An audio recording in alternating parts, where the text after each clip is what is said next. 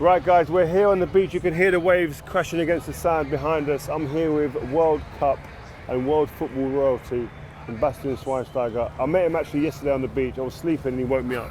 That's true. It's true, yeah? That's Having a true. chilled out day. How you doing, man? I'm fine, thank you. Yeah? I needed to wake you up because I was like, that's the best moment. You will always remember that moment when you wanted to have a peaceful nap, but then the German came and woke you up. Nice, true. What's your first thoughts of the World Cup at the moment? I mean, there are some teams which are surprisingly playing well, like even Saudi Arabia, how they beat Argentina. I didn't expect that coming. And yeah, all the teams are actually the favorites like France, Spain, and also Brazil. I think you can see the difference to the other teams. Actually, there's a little of a gap. But I do like to see emotions and passion, and this you could see it like the Saudi Arabian team or even Iran. Do you have a favorite? Yes, I mean, I think that Brazil actually have a quite good squad. France, they still are I think, missing Pogba, Kanté, so they have 2, 3, 4 players missing. Benzema, exactly. So I'm not sure if that's enough. What we always say when we're in England, like the German mentality, the way they are. What is the German mentality from a German? It's what you did with your first one. It's like really this. like we do have the DNA. Like usually in the past we have been called a tournament team, but the last 2 tournaments we haven't really turned up like that. So also the generation changed. I think the players nowadays are different than the players maybe 5, 6, 7 years ago. That's a little bit the sad thing, because I think other countries actually were kind of like always looking up to Germany about they can fight 95 minutes. They scored in the last minute a goal, and it was What's not the easy difference playing between against. the player today Yeah. and the German player now?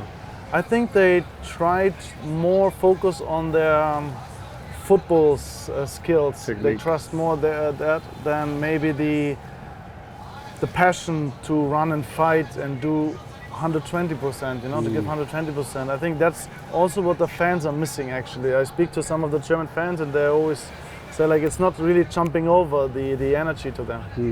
Have you watched England yet? I did, yes. What do you think of our chances? I get really excited when we win, and then we draw, and I'm like, oh God, someone outside of the bubble of England, what do you think? I think you guys have a very good team. I do like the result against the United States, a clean sheet. I think it's important to have a good defensive work, which you had, especially the European Championship. Only conceded 1 goal, and you were so like this close to win it actually in the end of the day. Some moments, I think you guys could take a little bit more risk in terms of playing offensively, put maybe in 1 offensive piece more. Maybe if Kyle Walker's in the back line, maybe the coach has more trust in giving one more offensive player into the team. So you've seen us, you've seen all the guys. Obviously you won. I want to go to your experiences of a World Cup. And did you have any moments in the World Cup where you played well and then you didn't play well, and everybody, the media, like in Germany, is against you, saying, he's negative or he's not good, and then you came through that? How did you get yourself through those moments to then go and put your hands on the trophy and win? We had, for example, a situation at the World Cup 2014. We were facing Algeria in the 80 final, and actually we won in the extra time. And we got a little bit criticized after the game because no one in Germany really knew actually how strong Algeria is as well, with Mahrez back in the days. And but then we actually, the key players, they were sitting together, and we said okay, now is the time to show our biggest strengths and without the perform. manager, just you. Yeah, exactly. So Wow. I think it's the healthier way. Managers, in my eyes, they don't need to solve all the problems all the time. I think the team, if you have 6, 7 key players who take the responsibility, it's much better for the team if they solve the problem than a coach has to scream from outside in and has to go in between. So looking at the players here at the tournament and outside the tournament as well, for you, you're a midfielder, one of the best that I played against. In today's game, can you give me your top 5 midfielders who's playing today? Top 5 midfield players. Well, that's. I mean, usually I try to watch my position, like what I was playing, number 6. I mean, you have Rodrigo, for example, he's doing really well.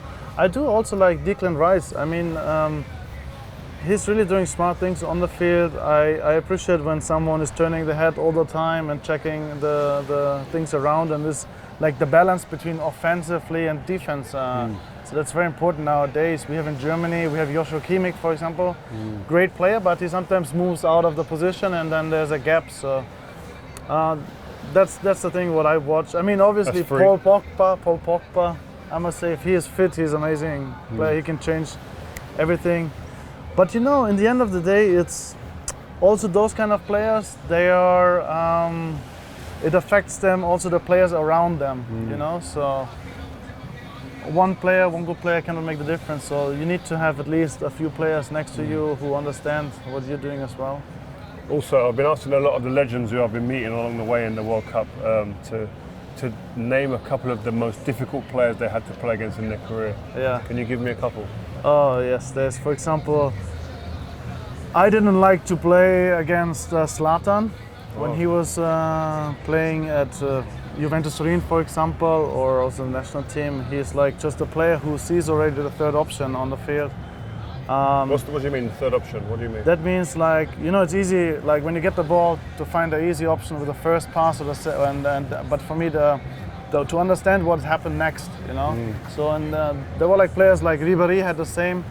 My favorite player is the goalkeeper Manuel Neuer, because he changed the game a lot. When you have a goalkeeper like him in the back, you can play a different way of football, and that was. Explain what's different about him. So first of all, he likes to play football. He's a very good football player. He's fast, and what he does with his arms, when he gets the ball in his arms, is amazing. He gets the ball from across, takes it here, looks to Ribéry, puts the ball to Robin 50 meters into the run, and that's a defender's nightmare.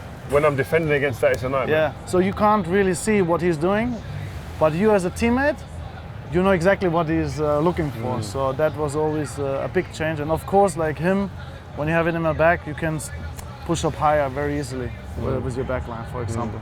In terms of outfield players, who did you play against and you thought, wow, like against you directly, like you were number 6 and a number 10? Who was that guy? Mostly it was like some smaller players, you know, like even like Messi. Obviously, he can change the rhythm in the game in one movement. He's not really working hard defensively, as you know, but he does things like just chips. You know, he's going on your left side, but he chips over your right foot, and that's really difficult to play against. You know, actually, Franck Ribéry, I tell you, in training, playing against Franck Ribéry is absolutely nightmare. It was an absolute nightmare. Should he have won the Ballon d'Or? He should, 100%. Like in that year, like 100%. You know, we in Germany, we compared sometimes him and Robin. Robin, you know most likely what he's doing. Takes the ball inside and tries to hit the ball with the left, and you have to know his right foot is not really useful, let's say this way. But Ribéry, he's so intelligent and so smart, and you don't know if he goes left or right with speed. And for me, he was a great player, like, and very difficult to play against in training. So just to finish, I'd just love you to explain to our viewers the feeling. I just looked at a picture before I came and spoke to you now of you holding the trophy, cut your eye. What is that moment like? Can you just give it to us in words? Like, we were chasing a trophy during our national time period, like since 2006 actually. And we were like many times in European Championships close, and also then in the World Cups close. And then actually to win the trophy also, I was 29, I was in an age peak. Correct. So it was the right moment to win, and it was the healthy way to win the World Cup, and obviously bringing back those golden trophy to your home country after, I think it was like, let's say, 10 years of national team. That was a special feeling. Yeah? Actually, what was your most difficult player you played against? Oh, the most difficult player I played against was probably Ronaldo, Brazilian Ronaldo. El Fenomeno. Because he'd done things in the game. At my age, I was like 21 or 22, I think I was, in the World Cup. He didn't actually score, and the best player on the pitch was Rivaldo. Yeah. But Ronaldo done a couple of things in the game, movement-wise, where he lost me. Okay, and I didn't know where I was on the pitch, and the play finished, and I went in the game, went, oh, that's a different level. Yeah. And there wasn't many players that done that to me, and after I played against him again, and he done things in the game where you go, there's a difference between this and what everybody else is doing. Yeah. And he was amazing. I mean, Messi was great as well, don't get me wrong. But what about also Zidane? When I was playing first time against Zizou, I was in midfield.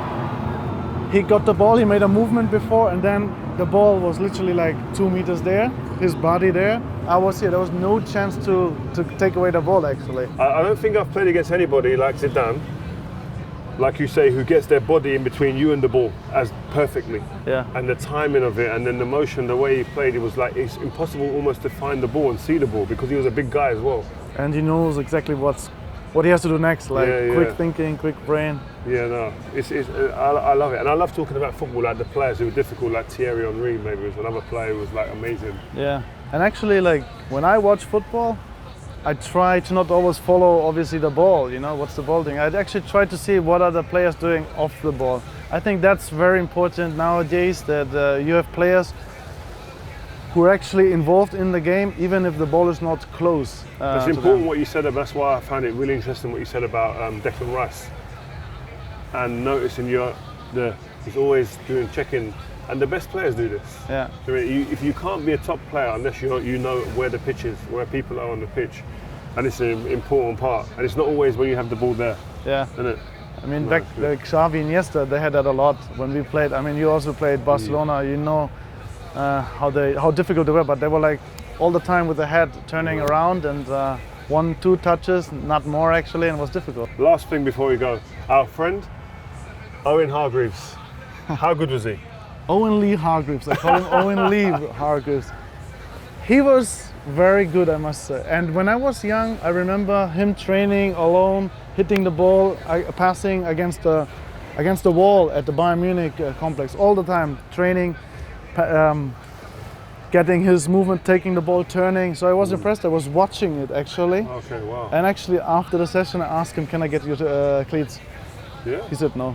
No way. Yeah, he said no. So. Owen, man. But I beat him in golf. That's even more important. Yeah. No, good. Owen, when you come on here, we'll talk about how good Bastien was. Okay. Good to speak to you, man. You're right. Thank you, Rio. Good luck. Take care, man. Enjoy the World Cup. All the best. Thank you.